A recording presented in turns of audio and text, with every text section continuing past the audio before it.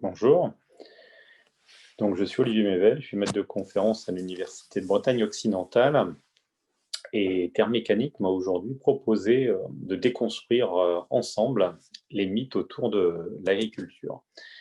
Alors pour ce faire, la question qui m'a été posée relative au fait de savoir si les agricultures chez nous vivent de la vente de leur production.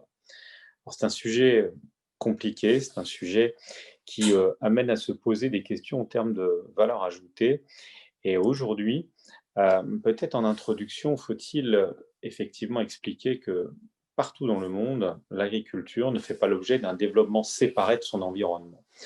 C'est-à-dire que quand on veut, répondre à cette question, il faut se poser la question des maillons, des différents maillons d'une filière. En effet, j'analyse 4 maillons. Il y a d'un côté les producteurs, les agriculteurs, les industriels, transformateurs, les distributeurs et ensuite, les consommateurs. Et aujourd'hui, ce sont les consommateurs qui pèsent fortement sur l'ensemble des autres maillons parce que les consommateurs se sont mis finalement en situation de transition alimentaire et on y reviendra. Et cela entraîne finalement ce qu'on peut appeler une forme de grand paradoxe alimentaire actuel. Parce que d'un côté, la sécurité alimentaire est une force de nos pays européens et jamais cette sécurité alimentaire n'a été aussi bien assurée par les professionnels des filières et notamment les agricultures. Donc finalement, on devrait avoir des agriculteurs justement rémunérés. Or, ce n'est pas le cas. Donc, ce qui inquiète aujourd'hui, c'est de voir que, alors même que notre qualité sanitaire sur les produits n'a jamais été aussi bonne, on n'est pas capable aujourd'hui d'assurer un revenu correct aux agriculteurs. Alors, le fait que les consommateurs aujourd'hui soient saisis par des doutes pose question à l'ensemble des autres maillons. Ça pose question parce qu'il s'agit de regagner la confiance des consommateurs. Et donc on a des industriels, les distributeurs, qui font peser un certain nombre de normes aujourd'hui sur l'agriculture, alors même qu'ils tentent de répondre à ces mêmes consommateurs. Alors immédiatement, effectivement, en première partie de cette intervention, on peut se poser la question du fonctionnement des filières agricoles et de leur capacité à assurer un revenu aux agriculteurs et aux agricultrices. Dans tous les pays européens aujourd'hui, c'est la structure de marché qui pose le même problème. Elle pose un problème qui est quasi insoluble. Alors, quand je parle de structure de marché, je parle de l'organisation intra-filière. Et donc, quand vous prenez l'exemple du canal de distribution alimentaire, par exemple en France, aujourd'hui en 2020, la répartition de la valeur ajoutée va être, on va dire, extrêmement différente selon que vous soyez en aval de ce canal, c'est-à-dire au plus près des 67 200 000 consommateurs, ou au contraire, comme les agriculteurs, au plus loin. Alors finalement, aujourd'hui, les comptes sont vite faits. Tout au bout, vous avez 470 000 exploitations agricoles. Ces 470 000 exploitations agricoles font face à des industries agroalimentaires. Aujourd'hui en France, vous avez environ 18 000 industries agroalimentaires, mais 77% de ces industries agroalimentaires sont des petites entreprises. Et donc, vous avez 21% de petites et moyennes entreprises également. Et puis donc, vous avez aussi les coopératives agricoles, comme en Belgique, comme aux Pays-Bas. Ces 2500 coopératives agricoles sont dans une nasse. Elles sont dans une nasse parce que finalement, elles font face à 4 super centrales d'achat. Et donc, vous avez comme un sablier, vous avez comme finalement aujourd'hui des forces qui agissent sur ce canal, parce que les 470 000 exploitations agricoles vendent aux 18 000 industries agroalimentaires et 2 500 coopératives, qui elles sont face seulement à 4 super centrales d'achat, celle du groupe Leclerc, celle du groupe Intermarché, celle formée par l'alliance entre Carrefour et Système U et Cora, et puis l'autre qui est formé finalement avec le groupe Auchan. Alors, évidemment, c'est compliqué parce que dans cette logique de s'habiller, il y a des rapports de force. Et cette structure de marché impose des rapports de force qui vont agir sur la négociation des produits.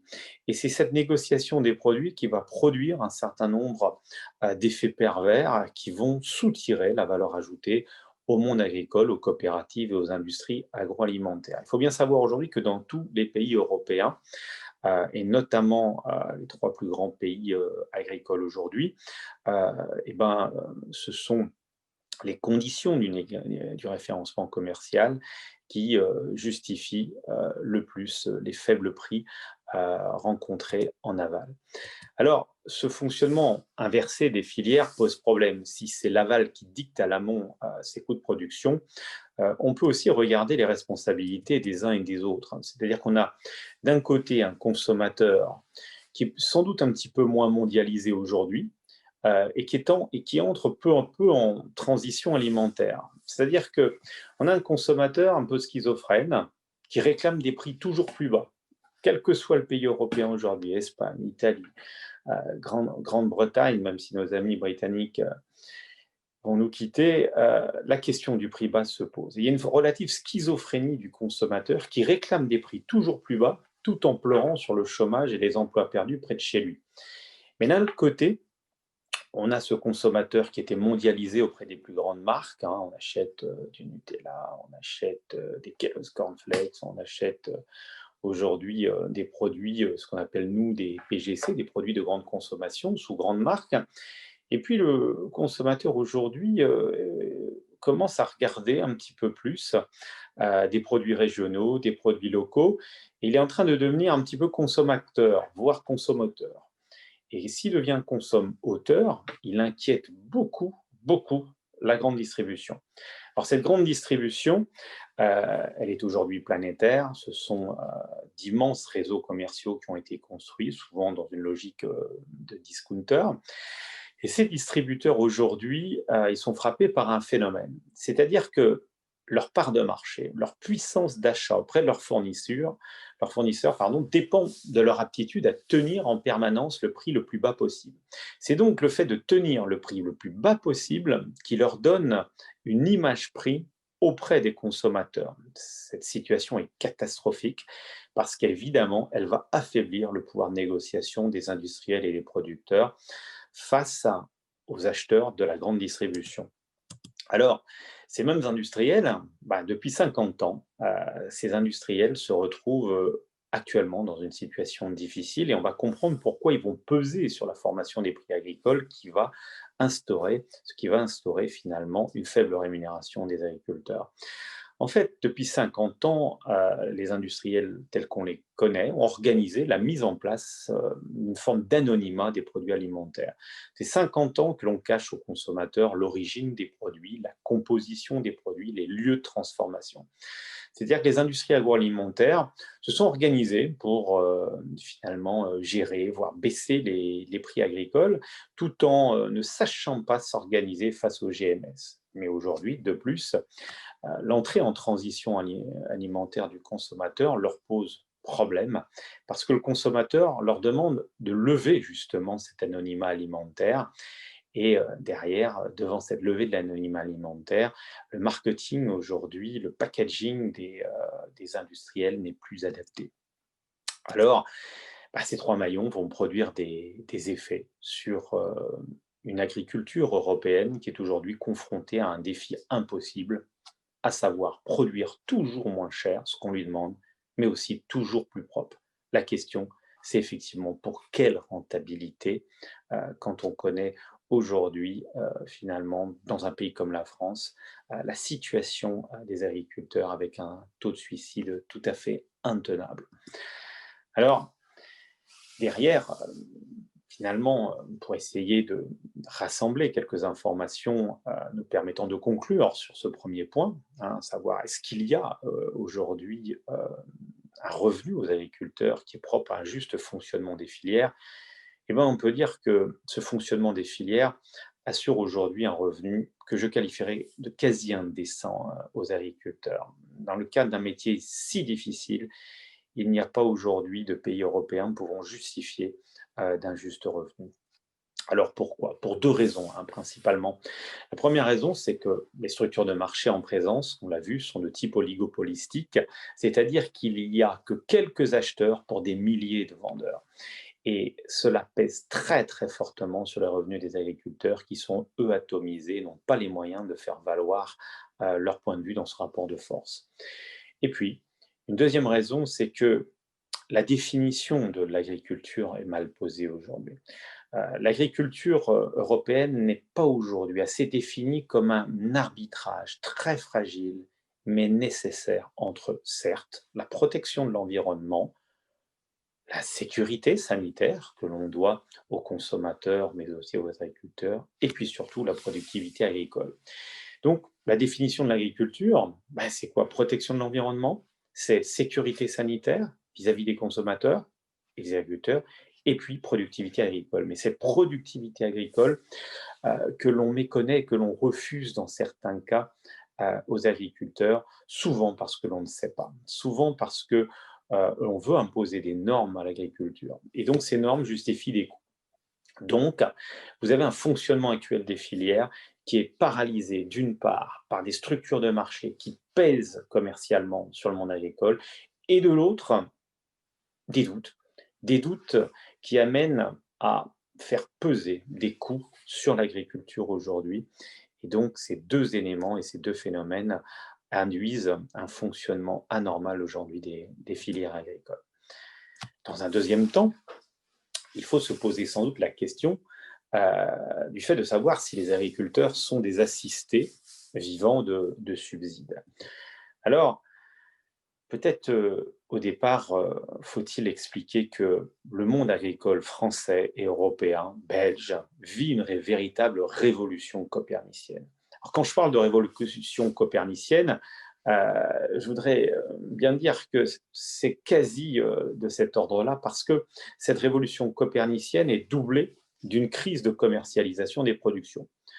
En fait, fut un temps, on disait: «Ah oui, à l'agriculture, de la fourche à la fourchette». Ce n'est plus le cas. C'est de la fourchette à la fourche. C'est la fourchette qui a pris le pouvoir. La fourchette a pris le pouvoir sur la fourche et je crains fort que cette prise de pouvoir soit le fait d'une prise de pouvoir pour longtemps. En fait, la planète agricole doit comprendre qu'elle ne tourne plus aujourd'hui autour de la production, mais bien autour de la consommation. Et évidemment, ça induit que c'est l'acte de mise en valeur des produits sur le marché qui conditionne la valeur ajoutée. Ce n'est plus l'acte de production en lui-même qui conditionne la valeur ajoutée. C'est en ce sens que je parle de révolution copernicienne. Alors évidemment, cette révolution copernicienne amène à constater un modèle de production agricole européen qui est en souffrance aujourd'hui. En souffrance, et ça amène à se poser la question de ces subsides. Effectivement, comment est rémunérée l'agriculture? Elle est rémunérée d'une part par la vente de ses productions et puis par la politique agricole commune. J'y reviendrai. Maintenant, il est vrai que nous sommes en souffrance. Pourquoi? Les prix mondiaux sont volatiles aujourd'hui pour les intrants et les extrants agricoles. Et la question de la formation, de la volatilité de ces prix reste posée.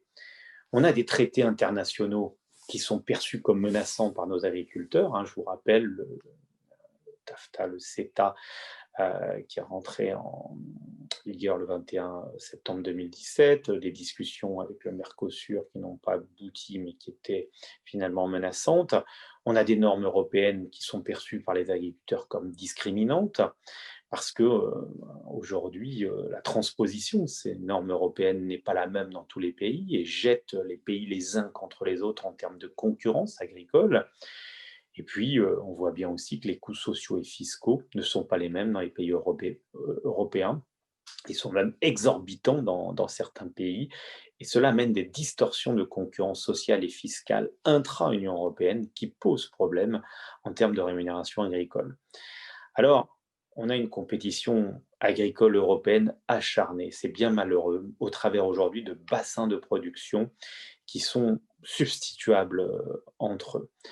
Et c'est cette situation qui amène des difficultés parce que il y a beaucoup de maillons qui font des paris sur le monde agricole.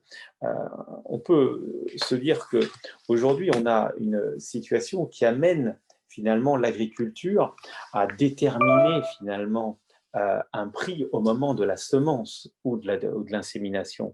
Mais le prix final le sera qu'au moment de la récolte et de l'abattage. Et ce décalage temporel entre le moment où on insémine, ou au moment où on sème, et puis de l'autre côté, le moment où on va récolter, au moment où on va abattre les animaux, ce décalage de 6 mois, 1 an, 2 ans, 5 ans dans la filière bovine est tout simplement le moment où les autres maillons, les industriels et les distributeurs vont déployer des jeux d'acteurs de façon à faire peser une incertitude sur le prix final qui empêche l'agriculture aujourd'hui de pouvoir investir à long terme.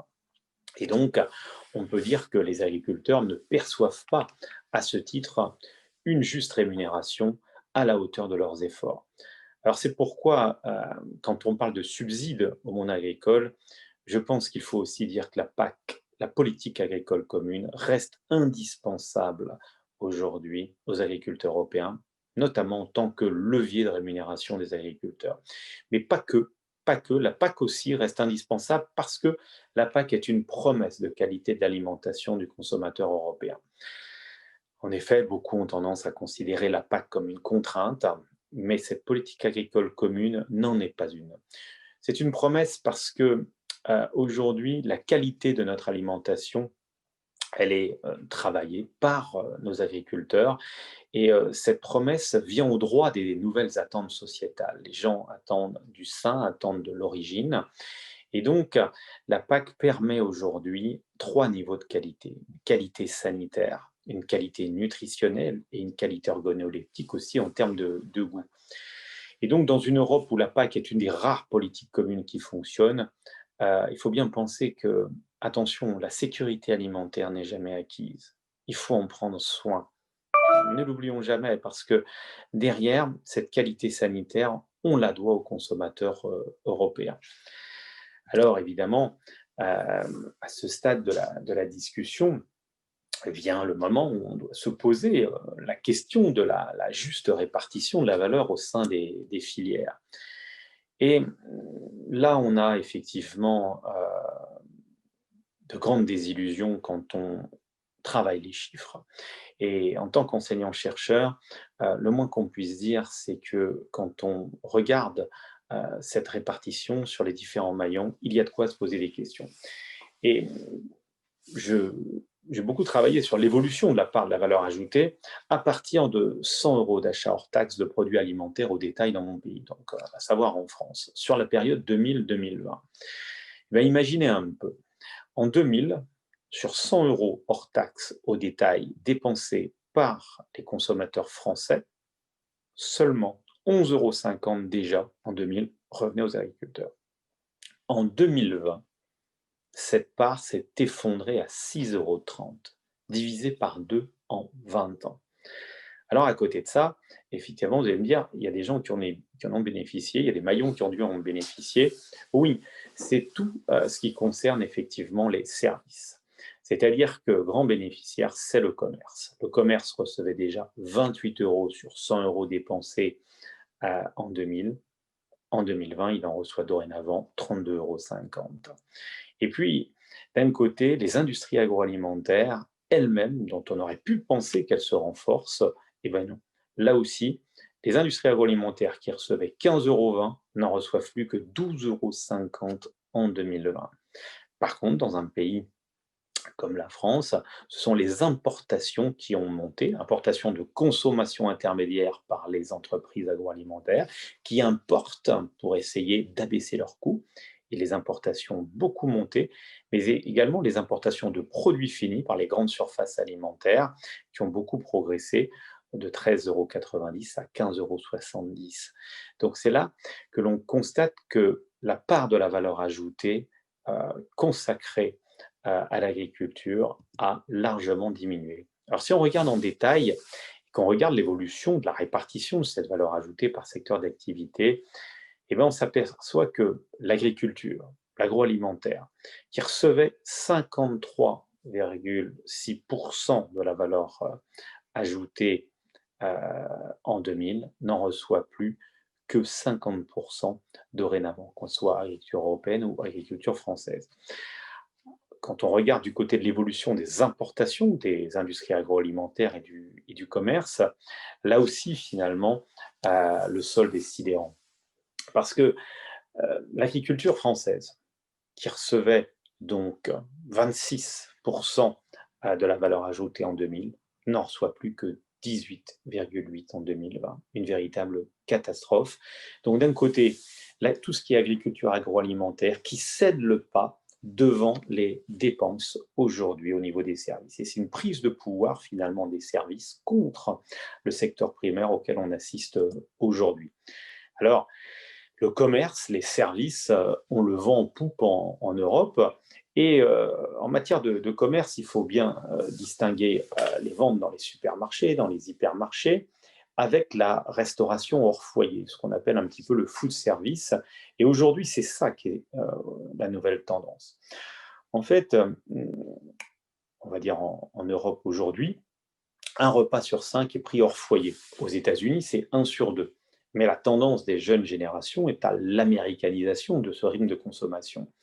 Et donc, vous avez dans ce commerce les grandes surfaces alimentaires, ce qu'on appelle nous les grandes moyennes surfaces, ou ce que vous appelez le retail classique, risquent aujourd'hui de passer de 80% des repas servis, c'est-à-dire que 4 repas sur 5 est aujourd'hui fourni par la grande distribution, à seulement 50%, c'est-à-dire un repas sur 2, dans un contexte de stagnation démographique. Donc on voit que dans le commerce lui-même, la restauration hors foyer est en train de prendre le dessus sur la grande distribution.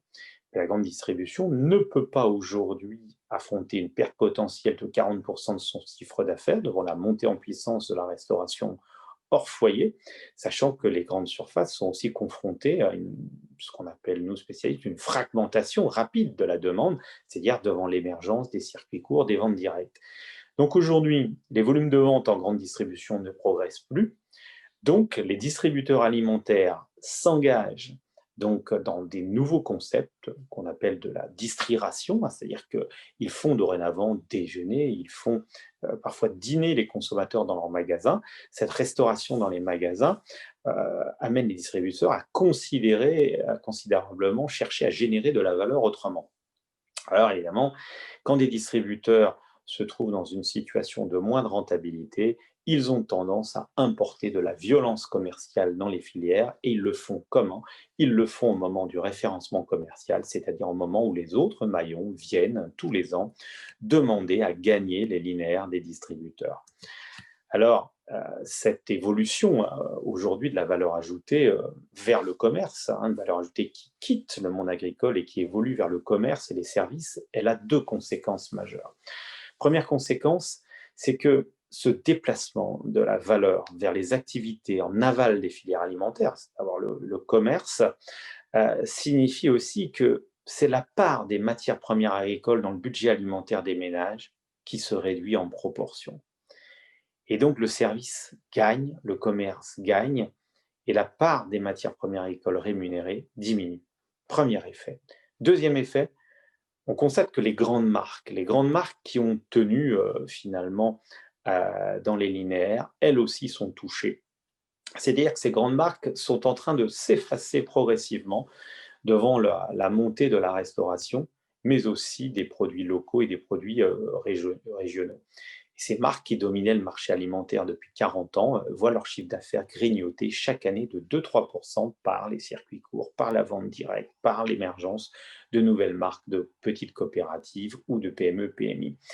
Et donc on s'aperçoit que les grandes et moyennes surfaces, mais aussi les grands industriels, les Nestlé, les Danone, Lactalis et consorts, sont aujourd'hui leurs marques, leur potentiel propre, leur proposition de valeur est touchée et s'effrite doucement devant cette transition alimentaire qui se traduit par l'appétence des consommateurs pour des petites marques plus régionales. Et évidemment, la résultante, c'est que ces grandes marques qui constituent 70% des débouchés de l'agriculture européenne, ces grandes marques ne voient plus croître leur chiffre d'affaires ni en volume ni en valeur, et elles vont donc peser sur la formation des prix agricoles. Et donc il y a d'un côté des grandes surfaces qui sont inquiètes de la montée de la restauration hors foyer, de l'autre des grandes marques qui font un moindre chiffre d'affaires, et les deux se conjuguent pour peser sur la formation des prix agricoles, les marques de distributeurs pour les grandes surfaces alimentaires et les grandes marques dans le cadre de leurs achats pour les multinationales. Alors évidemment, à ce stade de la discussion, il est facile de se poser une question essentielle. Est-ce que ces supermarchés sont aujourd'hui devenus les principaux responsables des problèmes actuels de l'agriculture? La question mérite d'être posée et effectivement, on a parlé de révolution copernicienne aujourd'hui et on a bien expliqué que c'est la mise en marché finale qui conditionne l'accès à la valeur. Alors effectivement, si c'est la mise en marché finale des productions agricoles, des produits transformés d'origine alimentaire qui conditionne l'accès à la valeur, les supermarchés sont évidemment au premier rang, aux premières loges pour récupérer cette valeur ajoutée.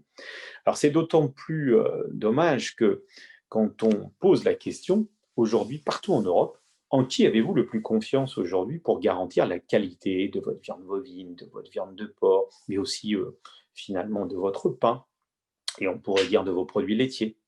À chaque fois, la réponse des consommateurs à plus de 70% concerne le producteur. C'est-à-dire que le consommateur européen identifie l'agriculteur, le producteur, comme l'unique capital de confiance. C'est l'humain qui est devenu le capital de confiance du consommateur.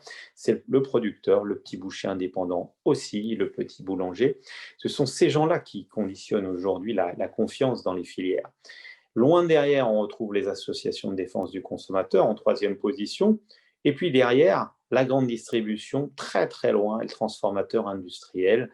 C'est-à-dire que il est paradoxal de considérer que agriculteurs et éleveurs concentrent la conscience des consommateurs et qu'ils sont si éloignés finalement de la répartition de la valeur ajoutée.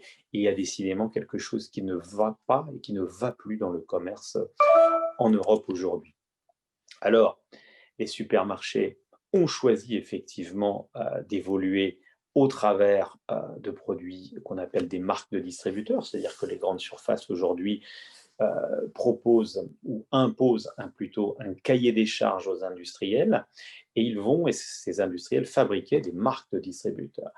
Et ce qui est terrible, c'est que ces marques de distributeurs vont créer de la valeur auprès des consommateurs parce qu'elles vont se parer finalement de toute la qualité et de tous les labels que l'agriculture européenne est capable de donner, notamment en bio aujourd'hui.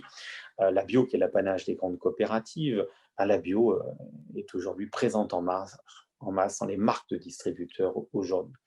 Et donc tout ce qui concerne finalement les labels rouges, par exemple en France, qu'on appelle les signes officiels de qualité, le Pulkener, le Bio Origine France ou Belgique, tout cela aujourd'hui est capté par les marques de distributeurs qui en font leur miel et qui se vendent aujourd'hui aussi cher que les grandes marques. Donc les supermarchés aujourd'hui utilisent 4 segments de produits pour gagner et pour imposer finalement leur puissance commerciale et leur puissance d'achat. D'un côté, des grandes marques sur lesquelles ils n'insistent pas plus que ça. De l'autre côté, leurs marques de distributeurs qu'ils cherchent à promouvoir partout. Et puis, des produits régionaux, des produits un petit peu plus locaux qui amènent un renouveau. Alors, dans les marques de distributeurs, on a d'un côté les premiers prix, des produits qui sont souvent, on va dire, irresponsables, c'est-à-dire des produits qui ne sont pas très durables, donc très peu à voir avec la durabilité de l'environnement, la durabilité des sols, qui sont des produits qui émettent beaucoup de carbone et qui souvent sont des produits qui nécessitent beaucoup d'eau aussi.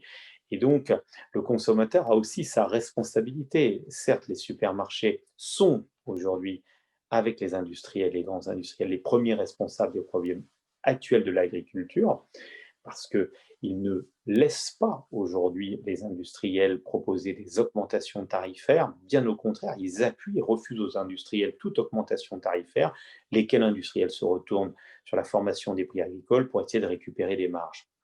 Donc, même si la responsabilité des supermarchés et hypermarchés est engagée, il n'en reste pas moins que le consommateur est aussi engagé dans ses choix.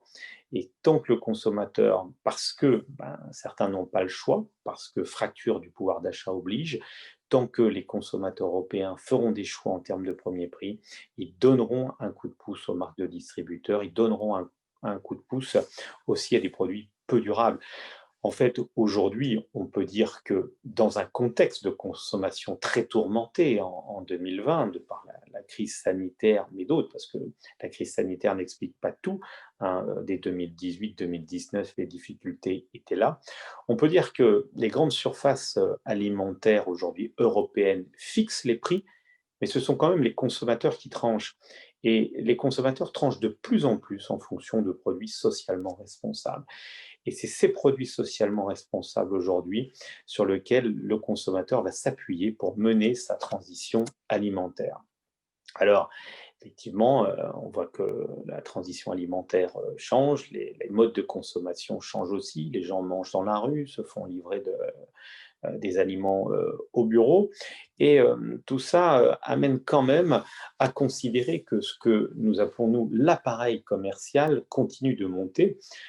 Et c'est cela qui pose vraiment question. C'est-à-dire que tout au long de cette intervention, je vous ai dit à quel point les grandes surfaces alimentaires devaient faire face aujourd'hui à une forme de fragmentation de la demande, avec l'apparition de nouveaux acteurs qui leur contestent finalement leur part de marché. Mais malgré tout, on voit dans un pays comme la France que si on regarde du côté de l'évolution du nombre des hypermarchés, eh ben, il y a toujours une évolution à la hausse. C'est-à-dire qu'en l'espace de 20 ans en France, on a doublé le parc d'hypermarchés, alors même aujourd'hui que le e-commerce pose des effets de plus en plus terribles sur les hypermarchés, et notamment sur l'offre, ce qu'on appelle l'offre non alimentaire des hypermarchés. Pour vous donner une idée, en France, les hypermarchés français réalisaient 60% de leur chiffre d'affaires en alimentaire et 40% non alimentaire en 2000. Aujourd'hui, on est à 80% du chiffre d'affaires en alimentaire et il n'y a plus que 20% du chiffre d'affaires en non alimentaire.